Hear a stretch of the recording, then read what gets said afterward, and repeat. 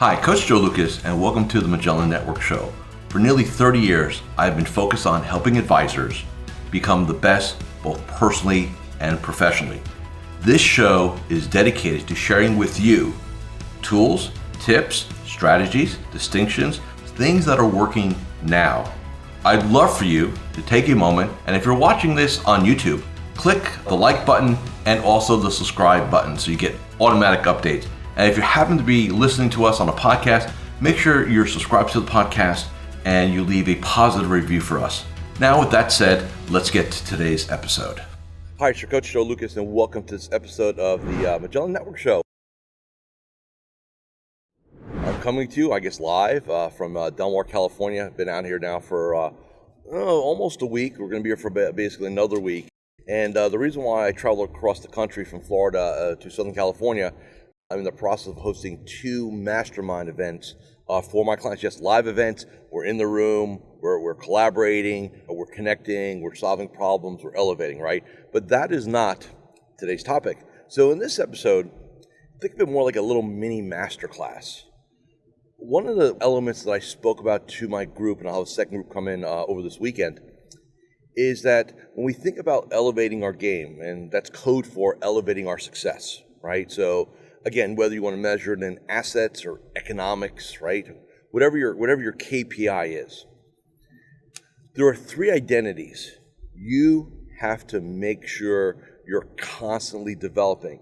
And to achieve the highest level of success, whatever that means to you, all 3 need to be highly developed. So let me give you the 3 identities, and then what we're going to do, we're going to spend a minute or 2 inside of each one and explain why they're so important, and then what you need to be looking for. So the first identity is the identity of being the financial advisor, right? Shockingly, right?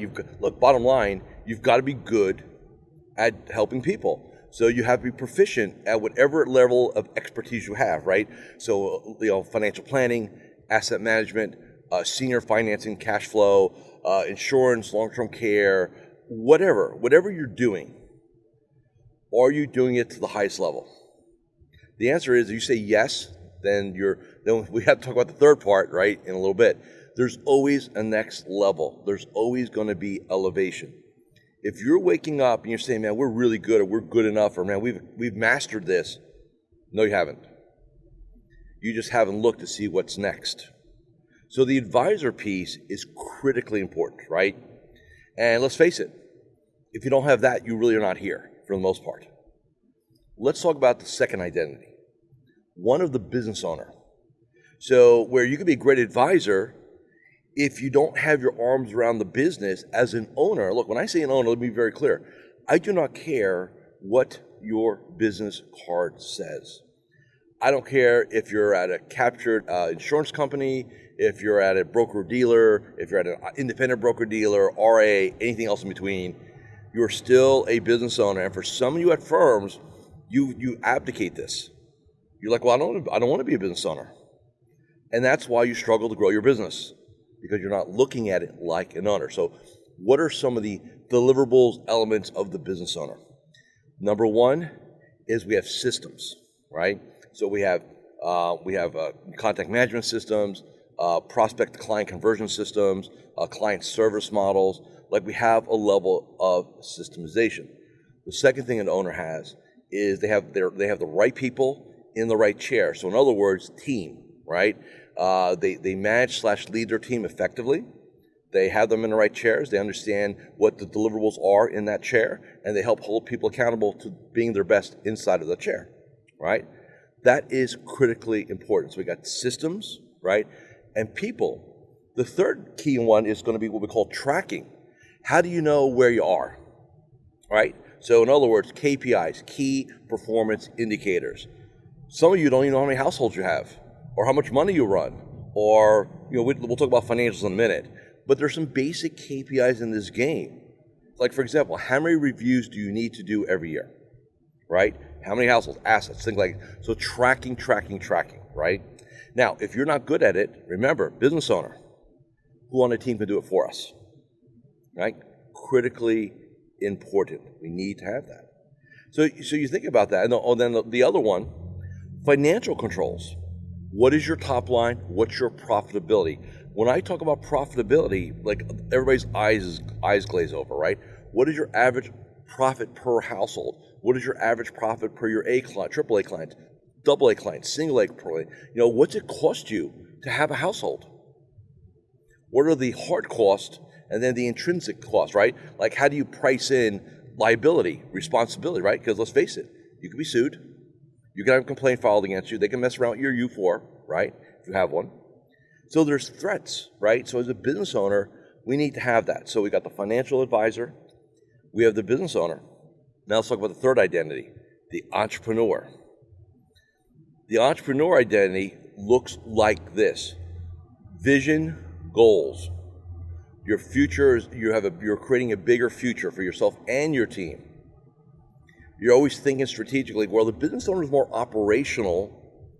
The entrepreneur is more visionary, right? 10-year vision.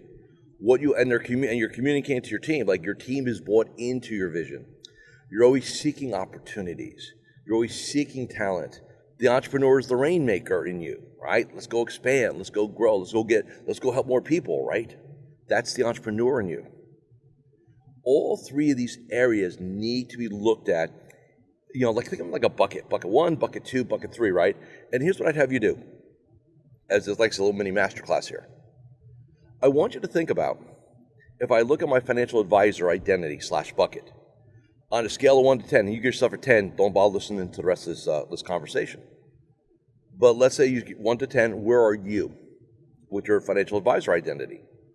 Number 2, the business owner, 1 to 10, where are you in your business owner identity? Again, on the entrepreneur side, 1 to 10, where are you with your entrepreneurial identity?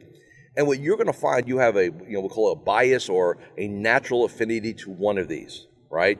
And by the way, let me be very clear. If you're deficient in 1 or 2 of these, like, maybe 7+ is passing, I don't know. But let's say, hey, I'm not a good business owner. Does that mean that you can't become a good business owner? Nobody's born being a great business owner. It is taught. It is experienced. It is coached, right? It's not like this one-time thing. And I think that's what we need to be super aware of, that you're not sentenced to, well, just the way it is. Like if you say to yourself, I'm not good at something, how excited are you going to be to try to fix it? You're not, right? Belief set, right? Mindset. I'm not good at something, therefore why get good at it? You've got to challenge yourself to take your areas that you have gaps and say, I need to develop those areas. Because those are truly what's holding you back. Like I said, you can be a rock star financial advisor, your clients can love you, you don't lose very many clients, and you make good money. So let me be very clear. If you're just a rock star financial advisor, you can still make a very, very, very good living in this game. And you can suck at the other 2. However, there's limits to how much more better you can get here, right, as the advisor. Because there's only so many human beings you can work with. At some point, you have to build a team, right? Well, now the business owner person has to now develop, right? Many of you suck at HR. You suck at it. You suck at hiring. You suck at leading, right? What I always hear inside the business owner conversation is, I pay my people really well, they should know what to do. Like this, no, it doesn't work. It would be utopian. They still need leadership, right? And that's you. And leadership is not do this. It's getting them bought in, right? That's the entrepreneur now, right? Coming in. Hey, we need to, here's the vision. How many of you have sat down with your team, and if I were to interview your team, tell me 2 things. Paint me the top 3 pieces of vision over the next 10 years, what this team's looking to accomplish, and tell me what your core values are as a team. 2 questions. How many of your teams, if I were to be in their office today, would be able to answer this, hey, where are we going in 10 years, with some detail, and what are our core values as a unit? This is what's holding you back. The advisor of the future, you talk about success in 2030, 2035. I always think that far out. It's going to be more about leadership, entrepreneurism, not being just a better advisor. Because a lot of what you do there is going to be, let's face it, it's going to be AI. Financial planning is going to be done through Siri or Siri-like, Q&A, bot, right? We're already seeing robo-advisors in the asset allocation game, right? So you got to start thinking like that. The first one, the advisor one, over the next 10, 15 years, if you're looking to scale, is not going to be the most important skill set to develop.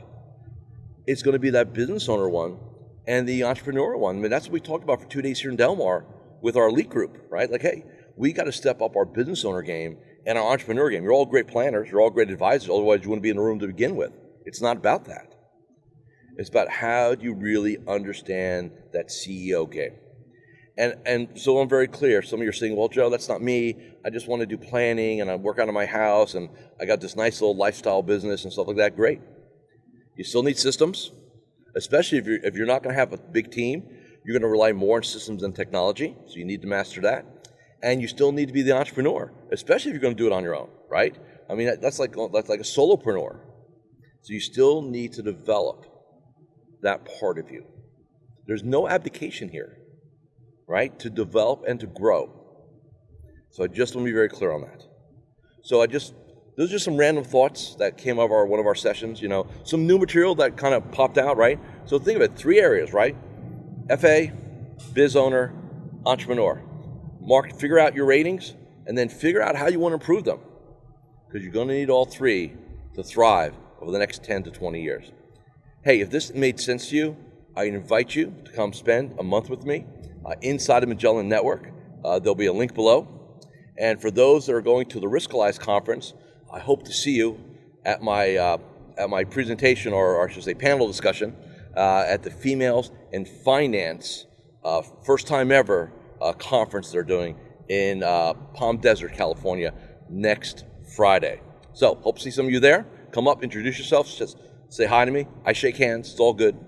And with that, thank you for watching and listening to this episode of the Magellan Network Show.